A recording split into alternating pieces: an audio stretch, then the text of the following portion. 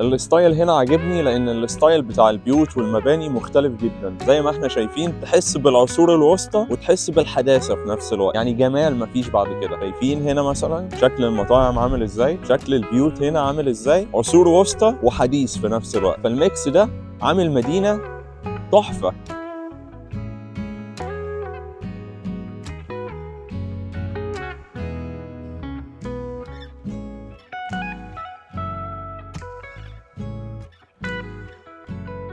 الصيف بقى اعتقد الوضع هنا مختلف تماما، بس انا بحب السما لما بتكون كده مغيمه، بتاخد صور حلوه وبتصور اماكن جميله جدا. نظام الشوارع هنا جميل جدا، وفي نظام، والعجل راكن في الاماكن بتاعته، والاماكن المشي واماكن العربيات.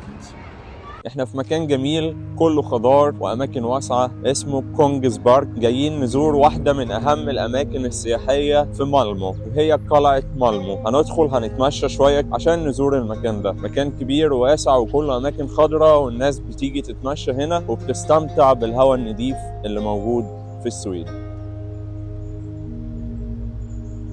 انا بقى عن نفسي من محبي الاماكن اللي فيها طبيعه وفيها بحيرات زي دي. انا ما بحبش المتاحف والجو ده، يعني كل واحد وليه ذوق غير التاني. انا دي الاماكن المفضله بالنسبه لي، طبيعه، روقان، بحيره جميله كده، انا اشتريت منك. ناس بتيجي تستمتع بالطبيعه والاماكن الطبيعيه اللي زي دي والجو الحلو والتمشيه، انضف هوا ممكن يتشم هنا.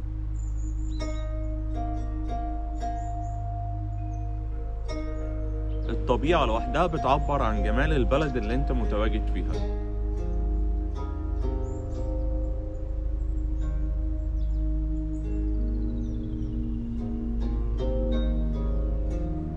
في طاحونة هنا شكلها جميل جدا.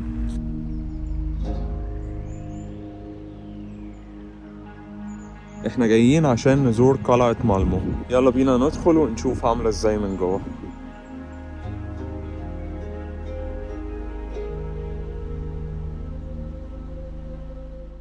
مبدئيا كده سعر الفرد 5 يورو لدخول القلعة، وانا دخلت واستمتعت بالاجواء جدا، وشفت قد ايه المكان جميل، وشفت حاجات اثرية، والمكان كده ليه هيبة غريبة جدا.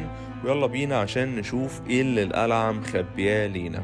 وانت بتتمشى بتحس بالفخامة جوه من التفاصيل اللي معمولة داخل القلعة. القلعة دي اتبنت 1434، فانت بتتمشى جوه التاريخ يعني.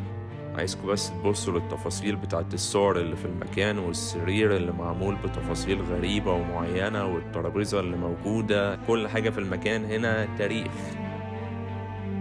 تعالوا ننزل مع بعض السلم عشان نكتشف ونشوف المكان تحت مخبلنا ايه.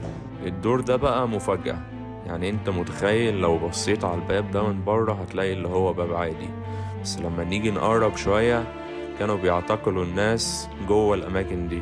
لو بصينا للمكان يعني مش هيكفي ان حد حتى يقف، يعني هو مكان وقوف بس. انتوا متخيلين الناس كانوا بيعتقلوها ازاي؟ انتوا متخيلين المكان كان بيتحط لهم الاكل والشرب فين؟ ودي ادوات التعذيب اللي شايفينها قدامنا، وكانوا بيدخلوا لهم فئران وعقارب، يعني معاملة غير آدمية. انت متخيل؟ انا لما دخلت القلعة حسيت ان المكان جميل، بس لما شفت الاماكن دي انا اتصدمت. تعالوا نشوف سجون تاني برضو، وتعالوا نتخيل حجم المكان جوه عامل ازاي. في هنا أصوات أطفال بتعيط، فمعقول كانوا بيعتقلوا الأطفال كمان؟ المكان ده غامض جدا، صور أسلحة وصور بط وصور قطط، ولما دخلت عشان أعرف معلومات مش هتعرف المعلومات الكافية برضو عن المكان ده. بس عايز أقول لكم المكان من بره جميل، المكان من جوه غامض جدا.